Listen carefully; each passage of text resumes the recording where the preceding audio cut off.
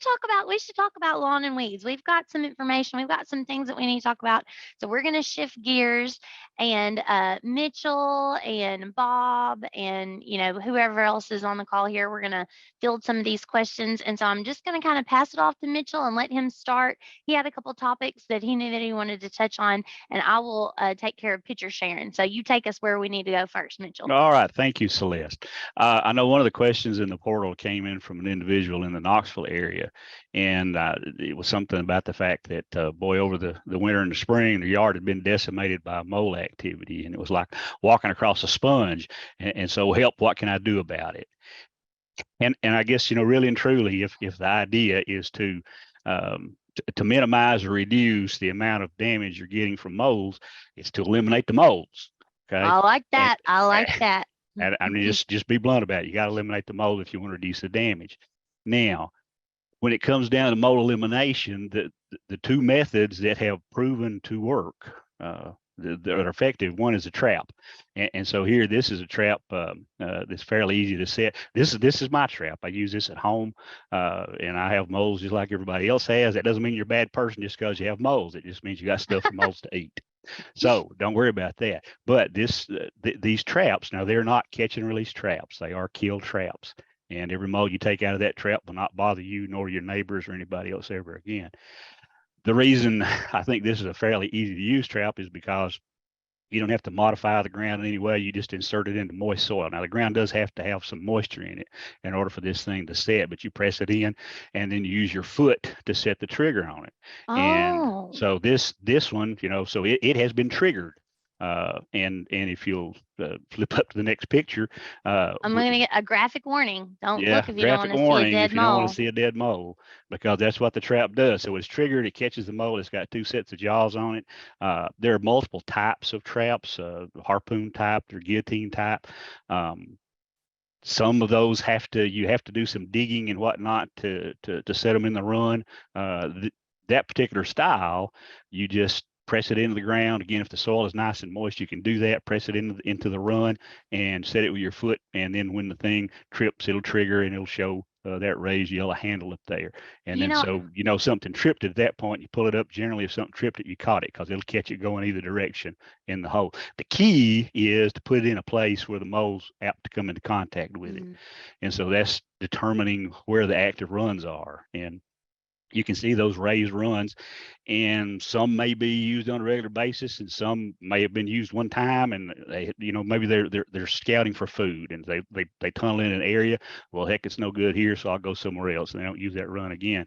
A couple of ways to identify those active runs to help you know where to put a trap is one is damage the tunnel. Take your foot, press down an area of it, and then just make a note of where that was, and then come back in 24, 48 hours. If that has been repaired, if that's been raised back up, or if you poke a hole in the run and the hole's been filled back in, well, that indicates to you that there's something using the run. So maybe this is a good place to put a mole trap. And method I typically use at home around my house is I'll note a run and then note where it ends, and then has it been extended? And that's generally what I go by. Has that run been extended? And that's typically where I'll place the trap. So traps will work. You just have to put them in the right place where the mole come into contact with it, give it the best chance. And the other potential option is to use the mole bait that's designed to mimic an earthworm or a night crawler. And those have been proven in research that the mole they'll eat those things. They'll ingest them. They've got a toxin in there that is lethal to moles. You've got to do them kind of like you do the traps. You have to insert them down into an active run. You've got to identify where the active runs are. I guess an issue about those is if you've got, dogs, cats, pets that dig in the yard, if they dig down in a mole run where there's one of those mole worms, and they ingest one, if it'll kill a mole, it'll kill a little dog too. So that's just something to keep in mind, I guess. But I have a question. So sure. Talking about if it would kill a mole, it will kill a dog. What about if it kills a mole and then your dog or cat eats it? Thoughts on that? Well, I don't know. I guess it would have to do really with the size of the dog, of the animal. Okay, that makes sense. What's the dose? What's the dose of the toxin they're going to get? Right. Yeah. So another comment that I want to make on that: I have never seen that type of trap And man, that is so much, looks so much easier to set than harpoon traps, Oh, which it really have is. been like the go-to for so long. Yeah, They're and it's difficult not for me to messy. pull back. It's not messy. You don't, I mean, a harpoon trap, you penetrate the mole's body. These you don't. It's Hmm. so I guess and it's quick. It's like an immediate kind of a thing. So I suppose it's fairly humane for a Yeah. way to eliminate a mole. Awesome. Thank you so much. What Sure thing. about, I know that, I mean, we're kind of past our ideal time for talking about pre-emerge control for crabgrass because, rule of thumb for that's always when that forsythia is blooming and that period is past. But what can we do if we're seeing crabgrass coming up? What would be our next steps? Yeah, so probably this year we were anywhere from 2 to 4 weeks early on crabgrass germination, depending on where you were in the state. I know I saw crabgrass germinated on the 8th day of March, had 2 leaves on it already. This picture here is from April the 12th, and that's showing some 2 and some 3 leaf crabgrass seedlings right there. So we had that early flush of crabgrass germination in some places back in the early part of March, but then we had that 16-degree weather that came along, probably knocked some of those back. But since Mm. the weather has moderated again and soil's warmed back up, so they're starting to germinate. And yes, we're past that window when we would, typically say you need to put your pre-emerge out for the initial application for crabgrass control. A thing to keep in mind, though, is that crabgrass can germinate all summer long. Oh, And so they're not, it's not all going to come up at the same time. So if you did make a crabgrass application now, a pre-emerge application, you may see some benefit from that as far as reducing additional crabgrass oh, germination. But you've already got crabgrass germinated. And so the pre-emerge is not going to have any impact on that. So then you'd be looking at maybe if your goal, and heck, whether you control crabgrass or not, it's up to you. It's yours. Do what you want to with it, I guess. But if the goal is to minimize that crabgrass and to keep populations down, then you look at using a post-emergent application as well, something that's got some, quinclorac in it. That's something that's easy for homeowners to find at the garden centers. A lot of mm-hmm. different brands will use quinclorac as a post-emergent crabgrass control option. So a combination of right now, a combination of a pre-emerged product, and that can be applied either as a liquid or as a granular product, and then in combination with that quinclorac, which can be applied as a spray, as a post-emerge, can help with crabgrass control. Awesome. Now, I think we had another question come up, Bob. I can pull the picture up if you want to take us there. Hey, and real quick, Bob, before you get to that, I know somebody asked a question about how many moles are typically in a yard area. I don't know that the moles read the same books that we do, but according to literature, typically 1 to 2 moles per acre. On the high side, 3 to 5 moles per acre. Now, in the picture there that we saw, that was from my yard. So I caught that mole on the 10th day of April. Now, 50 feet away on the 5th day of April from that little spot, caught another mole. So again, I don't know if these guys are reading the literature and know that they're not supposed to be that highly concentrated, but they're just like any other wildlife species. The more, well, to an extent they are, I guess they're not social, don't live in colonies, but the more food supply you got, then a given piece of area could potentially support a greater population of critters, whether it's a mole or a deer, or possum, whatever the case might be. Hey, Mitch, one of the big questions, if I get rid of all my grubs, can I get rid of the moles? That's one of the most common things people want to Nah, do. A lot of grubs to get rid of moles. yeah, and moles, gosh, some graduate student somewhere, bless his heart or her heart, they somebody made them do the research and they figured out that I believe it was in Arkansas. They cut up enough mole guts and they figured out like 58 different species of insects they found that they had ingested, and what they thought was the number one favorite food was earthworms. Earthworms, night crawlers, but they eat crickets, they eat centipedes, millipedes, slugs. Uh, uh, Gosh, you think about the cicada nymphs, they're in the Mm. ground and so on. They eat those things. So yeah, if you kill the grubs, you may reduce the food supply, you may reduce carrying capacity, but you're not eliminating moles by doing that. And if you do eliminate every mole on a given piece of property, they're mobile.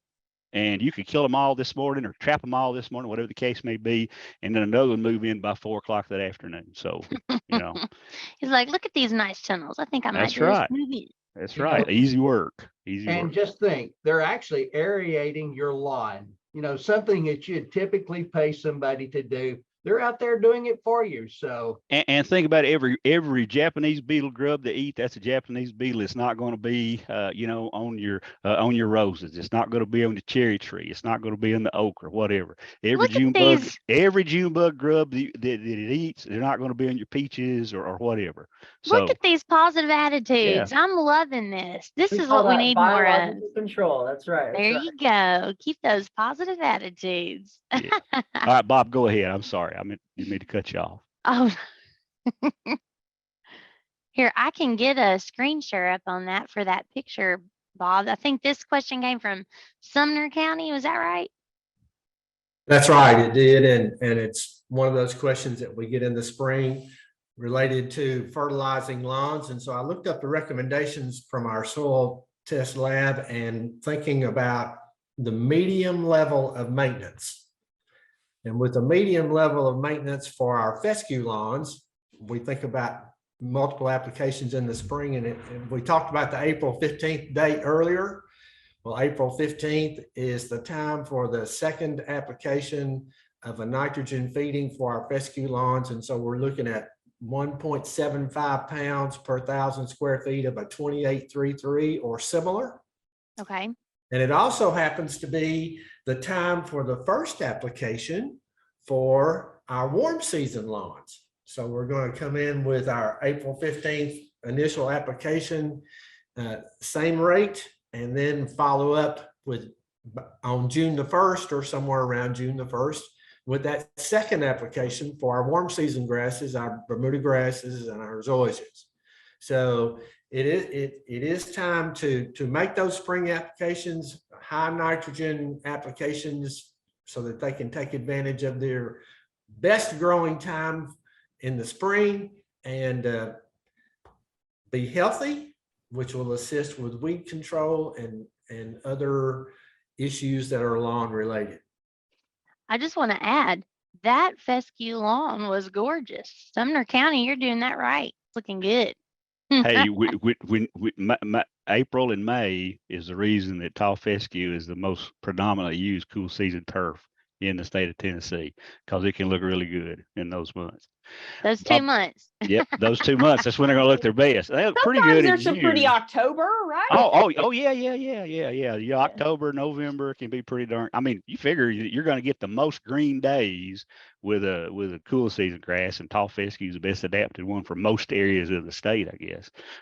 You'll get the most days of green color with a cool season grass, but when it's hot and it's dry, it's going to suffer, no question about it. Bob, one thing you were talking about, 1.75 pounds of a 28% nitrogen fertilizer. Just remind folks, that's how much nutrient is that? That's about a half a pound of nitrogen.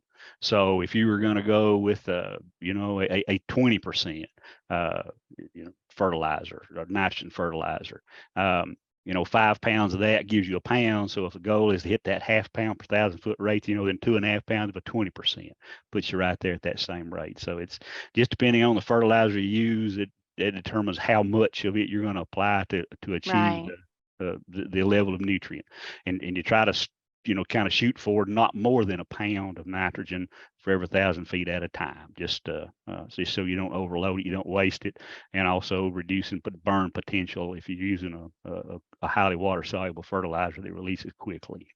So we got to do a little math there, depending A on what little bit, actual the products we're teachers told you in using. school someday you'll use this, and they weren't lying in that respect. They weren't, were they? No.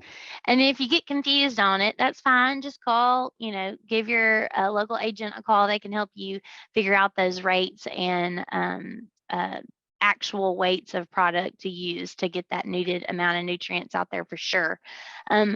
And I know that we're getting close to wrapping up, but I feel like we're not going to meet again before it is time to do seeding on warm season lawns. So do you guys want to touch on timing for if folks are wanting to establish, new Bermuda lawns through seed or what have you, because that time will have passed by the time we come back together again for another office hours. May, June. June. May and June. Yeah, that's kind of your target date there. You want to be past frost because it's a warm season grass, so you don't want little seedlings to get frosted on and knock them back. And you need plenty of time for roots to grow and develop, and hopefully you'll have enough natural rainfall in that May June time frame. Could you plant it in July? Yeah, if you've got access to water, you could. You could, but you're shortening the time for development before days start to get shorter because that warm season grass uses more sunlight than a cool season grass. And so their growth rate will slow down. They may not get the roots developed that they need to in order to be cold hardy. And that's, an issue sometimes with warm season grasses. Was there any damage to the warm season grasses back in December? Well, probably not too much, maybe a little bit, but some years it can get cold enough to damage a warm season grass. And so the better established it is before cold weather comes, and the better survivability you're going to have out of that. So May, June time frame for seeding is kind of the goal you want to shoot for. And I think we're actually kind of at a perfect timing, because if you have an area that's kind of thin and you want to do some renovation, you really need to have a prepared seed bed to seed Bermuda. You can't just overseed it like you do fescue. So you got 2 weeks to get that existing vegetation killed out. Right. So you want to use a burn down product. Yeah, take away the competition. And if you've never seen a Bermuda grass seed, it's tiny. Whole Bermuda grass got about 2.1 million seed per pound. And you compare that to a pound of tall fescue seed, where you got, roughly 250,000 seed per pound. And the seeding rate of a pound of whole Bermuda grass per 1,000 square feet, it's hard to spread, uniformly and evenly. So you may have to mix it with a carrier, like some coarse sand or something, to just give you more volume of material to spread, so you'll have a better, more uniform application out there. Awesome. Good questions, y'all. We've had so much. Oh, Natalie, do you want to add something? Actually just put in the chat the link to the new lawn maintenance calendar. I didn't know if anybody wanted to mention that. We might have some folks that haven't seen that. Yeah, that's a good resource. Take a look at that. It's a nice little calendar. It's not as probably not as pretty maybe as the fruit and vegetable calendar, but it runs a second to it, I think. But it's a good resource.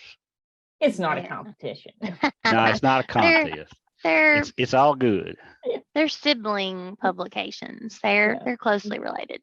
Yeah. All right. Well, we want to thank y'all for being here with us again for our kickoff for Office Hours 2023. Hope that y'all enjoyed this very similar format, but with the added benefit of getting to see some photos now and then. And again, just encourage y'all to submit those questions, put your photos in there, and we are going to do our best to get all of the questions answered, even the ones that we weren't able to talk about live with everybody today. Natalie, you want to wrap us up? Yeah. So I do hope that you all have as much fun as we do when we have these things. It's always really fun to get together and talk and share and tease each other. So 2 important facts. Number 1, you are going to get an email probably Monday or Tuesday that has this video that has the link to the portal, so you can see the pictures and the answers and things like that. And we hope that you come back and join us on May 5th for our actual Friday on our first Friday. All right. Thanks everyone. Happy spring. Get out there, do something. It's pretty, and it's going to rain tomorrow. Woohoo!